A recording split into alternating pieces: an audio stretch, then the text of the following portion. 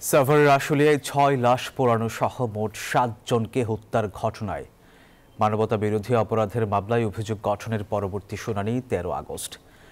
সকালে বিচারপতি নজরুল ইসলাম চৌধুরীর নেতৃত্বাধীন ৩ সদস্যের ট্রাইব্যুনাল ২তে এই মামলার শুনানি অনুষ্ঠিত হয়। এদিন আলোচিত এই মামলার ৮ আসামি আদালতে উপস্থিত ছিলেন। শুনানিতে গত বছরের ৫ আগস্ট আশুলিয়ায় পুলিশের গুলিতে প্রাণ হারানো ৬ তরুণকে গুলি এবং লাশ পোড়ানোয় জড়িত আসামিদের বিস্তারিত তুলে ধরা হয়।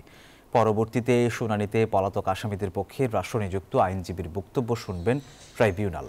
এছাড়া ছাত্র জনতার আন্দোলনে রামপুরায় ২ জনকে হত্যা ও একটি ভবনের কার্নিশে ঝুলে থাকা শিক্ষার্থীকে গুলি করার ঘটনায় সাবেক ডিএমপি কমিশনার হাবিবুর রহমান সহ ৫ পুলিশের বিরুদ্ধে আনুষ্ঠানিক অভিযোগ ট্রাইব্যুনালে জমা দিয়েছে প্রসিকিউশন। প্রসিকিউশনের পক্ষে চার্জ হিয়ারিং আমরা কমপ্লিট করেছি। ডিফেন্স সময় চাওয়ায় অনারেবল ট্রাইব্যুনাল সন্তুষ্ট চিত্তে আগামী ১৩ তারিখ অর্থাৎ ১৩ই আগস্ট ডিফেন্সের শুনানির এবং তাদের কিছু আবেদন আছে সেই আবেদনগুলোর শুনানির জন্য দিন ধার্য করেছে।